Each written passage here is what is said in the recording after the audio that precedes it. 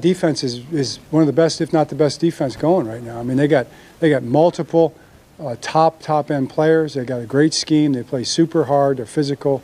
They do everything really well. Offensive line, been around forever. Big physical offensive line. They got one of the best young backs. This guy looks legit. They got tight ends. They got an athletic rookie tight end. They got a veteran tight end who can make plays. They got one of the top receivers in Judy. They got. Somebody better pass the popcorn because John Harbaugh just set it off. He straight up fired a shot at Kevin Stefanski after Shedeur Sanders' wild NFL debut, and it wasn't even subtle. It had that, did he really just say that on camera?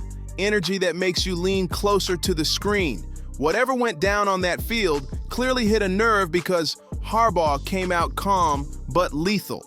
And now, fans are split like it's the final episode of a reality show. Did Shedeur accidentally expose something deeper? Or did Stefanski poke the wrong bear? Either way, this one's messy, and the receipts are piling up fast. Harbaugh didn't raise his voice, didn't slam a table, didn't even name names, but somehow the whole Browns front office felt that shot crash through the room like a brick through a glass chandelier. Sunday with Shadeur, do you have to kind of like harness his energy so he stays within the game? I think he's always done a nice job of that. He's what we appreciate about all of our players is authenticity. He's the same guy every single day. Obviously on game day there's a juice that comes with that. There's an excitement that comes with that, but he's played that position for a long time. He knows how to. You don't even say his name. You won't commit to him being the quarterback next week, even though Dylan Gabriel is still in concussion protocol. Okay?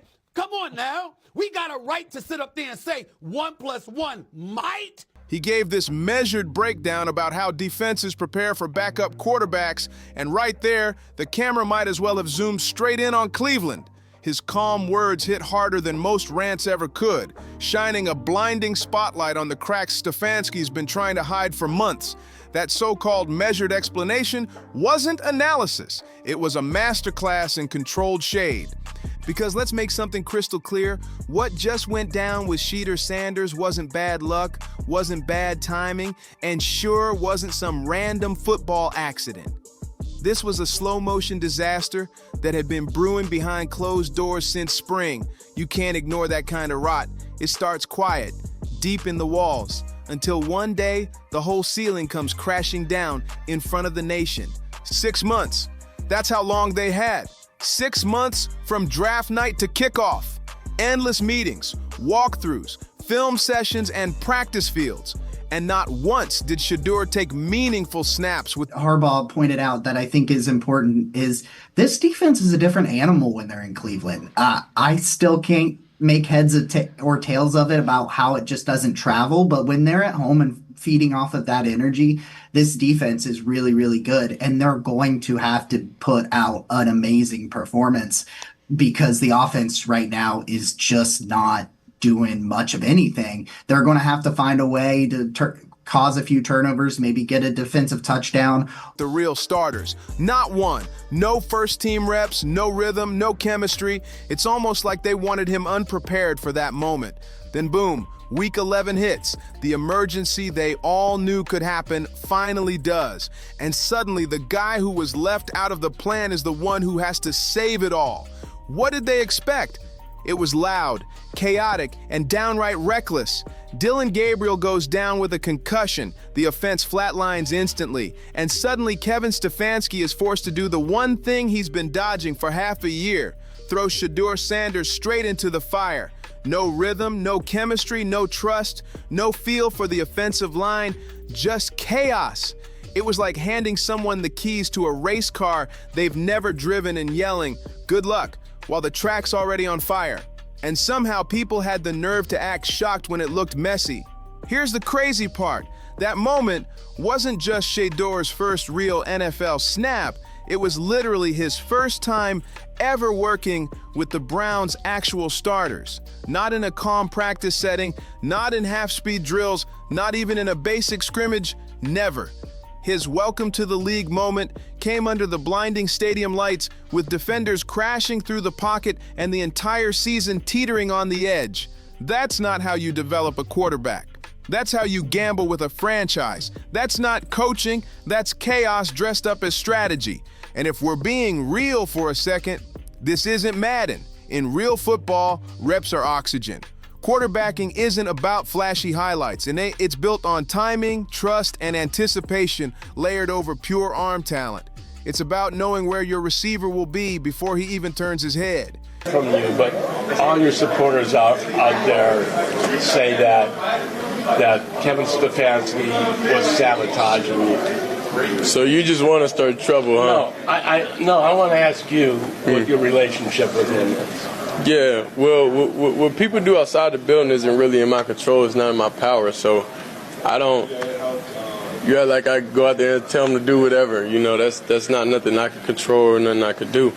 But It's feeling how your center snaps when the crowd is roaring. It's trusting your guard to pass off a stunt before you even look.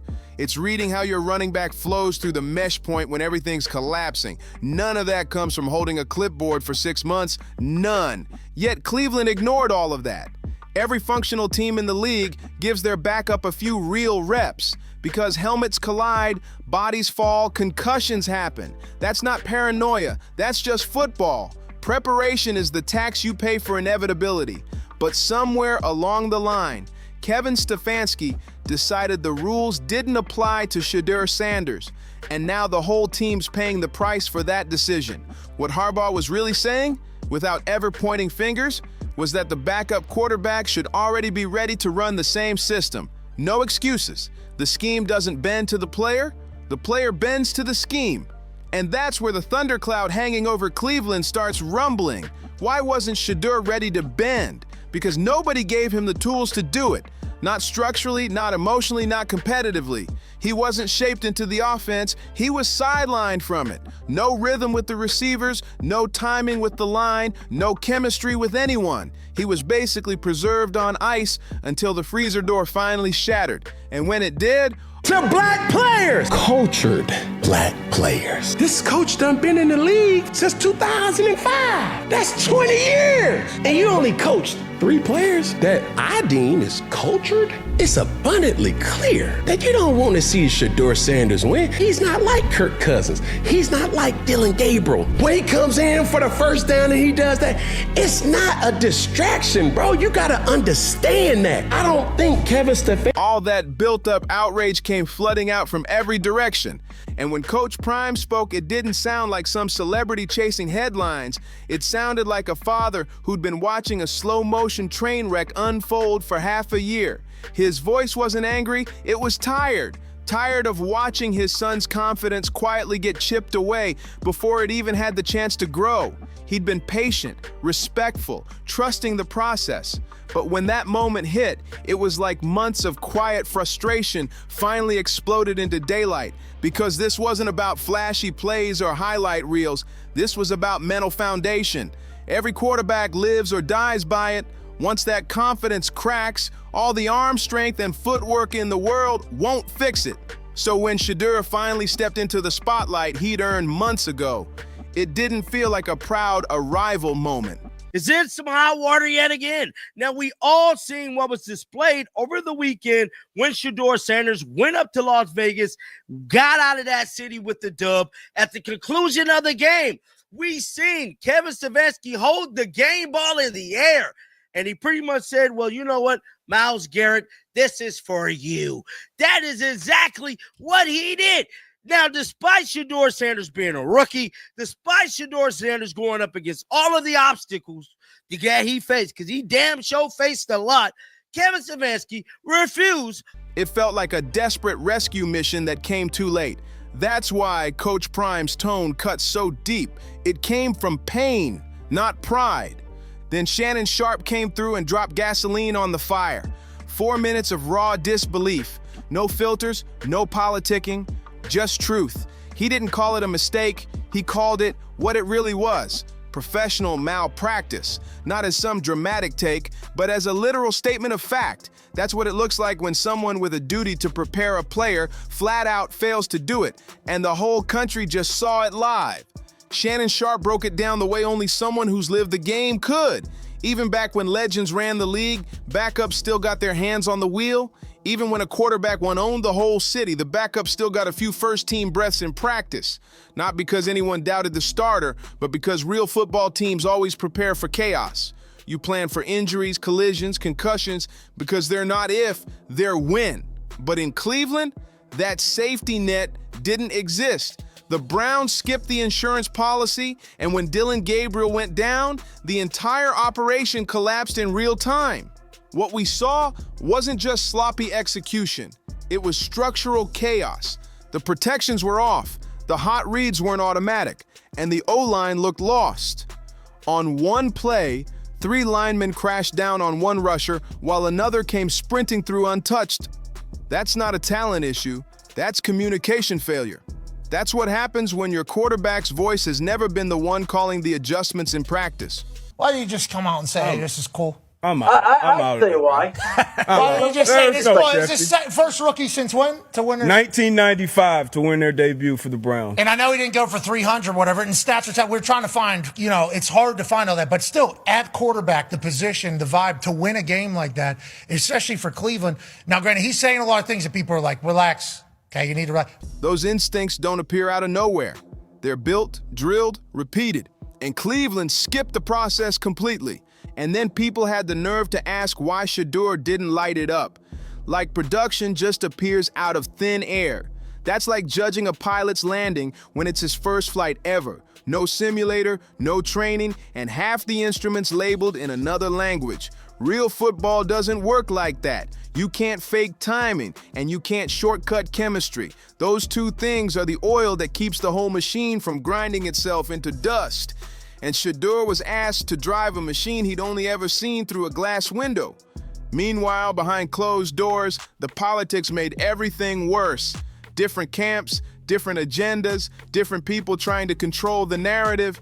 You've got a head coach whose job security is tied to the success of his chosen starter, and a front office that seems more focused on defending old decisions than protecting new opportunities.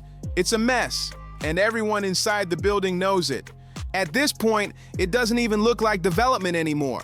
It looks like a quiet, strategic commitment to one storyline while another got buried alive. Even if you're 100% convinced Dillon Gabriel is the better quarterback, even if you believe he deserves to start every single week he's healthy, that still doesn't excuse freezing out the backup completely. That's where the damage Coach Prime talked about suddenly makes perfect sense. This has control all over it.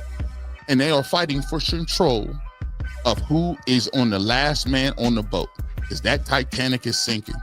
And the problem for Kevin Stefanski is, it looks like the deck is stacked a little bit. You don't have control of the playbook anymore. You don't have control of basically who gets traded and guys moving in and out, or you would never move from Flacco. And let me tell you this, when a player spends months in an environment that doesn't invest in him, doesn't feed him reps, and doesn't include him in the heartbeat of the offense, that silence isn't harmless. It screams something. It tells him you don't belong here, and that kind of message cuts deep. That's how doubt creeps in. It starts small. A skipped rep here, a missed meeting there, and before long, it's teaching a quarterback that he only exists on paper, not in reality. And no position feels that sting more than quarterback, because confidence at that level isn't built from motivational speeches. It's forged in repetition, failure, and shared rhythm with your teammates. It's built from running the same play over and over until you feel your receiver's break speed in your bones. It's learning your lineman's stance just by sound, not sight. Take that away, and you don't just stall growth, you warp it. You replace development with doubt. Yet somehow, even with all those obstacles, Shadeur still showed flashes of brilliance. The arm strength was there, the poise was there, the control under pressure, still there. That tells you everything about his natural ceiling. What's missing isn't talent, it's structure. It's the architecture around him that was never built right. And now that missing structure is finally catching up with the Browns. Because here's where the story really heats up. Gabriel's concussion just shoved Cleveland into a corner they've been dodging for 6 months. If he doesn't clear protocol, Stefanski's got no choice but to give Shedeur his first real week as QB1. First team reps, actual installation work, full protection meetings, game plan tailoring, all of it. The same process that should have been happening gradually since May is now being crammed into one pressure-filled week with the entire league watching. The irony's brutal. The one thing they refuse to prepare for is now the only thing keeping their season alive. And here's where it all comes crashing down. Because if Shedeur Sanders performs well with just one real week of preparation, every question Kevin Stefanski has been dodging for months is about to come roaring back with compound interest. Why wasn't this done earlier? Watching the post-game speech after Shedeur Sanders gets his first NFL victory as a rookie, I see his teammates, how they are on the sideline. I never believed that they were trying to hold Shedeur back. But the coach is in the locker room giving out game balls, and Kevin Stefanski just kind of throws something towards Shedeur. Another rookie making his first start. Nice job, Shedeur. Well done. That's a red light. Give him his flowers right here. Browns record, Myles Garrett. Come on, man. Why did it take an injury to trigger basic development? Why was the depth chart treated like a museum exhibit instead of a living, breathing system meant for contingencies? And if Shedeur struggles, that's still not fair. Because even with a full week, he's operating at a massive disadvantage compared to quarterbacks who've had months of rhythm with their teammates. Either way, the truth can't stay buried anymore. The earlier neglect is impossible to ignore. When you zoom out, this isn't just about the Browns, it's the NFL's oldest sin playing out all over again. Young quarterbacks tossed into broken systems, forced to carry teams that never build around them, and then blame when the whole thing collapses. It's the same story, just different uniforms. Shedeur didn't walk into neutral ground. He stepped straight into a laboratory of failed experiments, a place where potential goes to get dissected instead of developed. And the saddest part, it was all avoidable. Nobody was screaming for Shedeur to start right away. Nobody was asking for controversy or drama. All anyone expected was basic professionalism. A few standard reps, a little bit of structure, normal developmental rhythm. That's it. But somehow, even that minimum level of preparation was ignored. And now the mess is too big to hide. The league's watching now. Every coach, every analyst, every former player can see it clear as day. We said Shedeur should have got the damn game ball. I never once, when I did that live immediately after the game, and said, you know what? I feel like Myles Garrett don't deserve the game ball. Everybody felt like he did. But at that exact moment, that day, he had a game where he had 5 sacks, bro. 5. That's worthy of a game ball.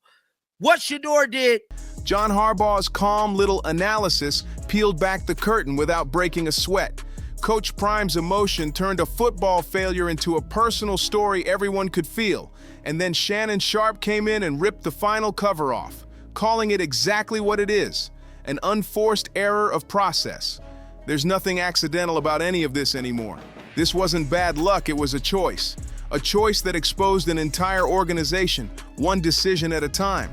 So now the question isn't what happened, it's what happens next. If Cleveland finally gives Shedeur Sanders real practice time and he shines, it'll prove every single critic right. That preparation was the missing ingredient all along. But if they panic the moment Dylan Gabriel clears concussion protocol and shoves Shedeur back into the Shedeurs, that silence will be louder than any press conference. And if the Browns keep floating somewhere in between, half committed, half scared, the pressure on this quarterback is only going to explode. Because quarterbacks don't grow in isolation. They grow in systems, in culture, in ecosystems. This has control all over it. And they are fighting for control of who is on the last man on the boat, because that Titanic is sinking. And the problem for Kevin Stefanski is, it looks like the deck is stacked a little bit. You don't have control of the playbook anymore. You don't have control of basically who. And right now, Cleveland's ecosystem looks broken, unbalanced, maybe even toxic. The craziest part? John Harbaugh never even had to name names. His calm, surgical phrasing did all the work. Because if your backup steps in and looks lost, that failure didn't start on Sunday. It started months ago. It started back in May, in the reps that never happened, in the meetings that excluded him, in the quiet organizational choices that said depth didn't really matter. You can't fix that with one emergency game plan. That's a culture problem. And right now, Cleveland's answers to those questions do not inspire confidence. Shedeur Sanders didn't ask to be turned into a symbol for everything wrong with team management. He just wanted to grow, to learn, to earn his shot the right way. But instead of patient development, he got chaos disguised as strategy. What was supposed to be a gradual build turned into a public experiment gone wrong. He became living proof of what happens when development turns into a press conference talking point instead of a real process. But here's the thing, the story's not finished yet. If Shedeur finally gets a full week of real reps, real chemistry, real rhythm, real trust. My messaging to Kevin Stefanski and the organization would be this. Don't put a safety capsule around Shedeur over this last stretch of games. Tell Shedeur, listen, I want you to be aggressive. I want you to go out there and test your limits and figure out what you can and can't do, because that's going to be best long-term for his development and for the organization's development. So there's a fine line between being smart and not being stupid, but also it could flip the whole narrative. Those things don't guarantee success, but they give him a chance, a fair shot he should have had from the start. And if that chance finally arrives, the league will see who Shedeur really is when the ground under him stops crumbling. Until then, Cleveland's trapped under a microscope they built themselves. Every snap, every rep, every throw now carries moral weight. Harbaugh cracked the door open. Now everyone's watching to see who walks through it. Prime's reaction didn't just stir things up, it blew the whole story wide open. Shannon Sharpe's raw indictment didn't just add heat, it ripped the hinges clean off. And now, there's no hiding left for Kevin Stefanski. The cameras are fixed on him, the questions are sharp, and the clock is ticking loud. The only mystery left is whether Cleveland's leadership finally adapts, or whether Shedeur Sanders' real future lies far beyond the shores of Lake Erie.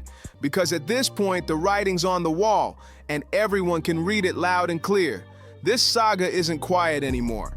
It's not whispers in the locker room or speculation in sports talk shows. It's a full-on audit of how Cleveland handles the most fragile, valuable asset in the entire sport, a young quarterback's development. And right now, that ledger looks ugly, real ugly. If you're loving these deep dives and want the real story behind the headlines, make sure to like, subscribe, and share. And I'll see you on the next one.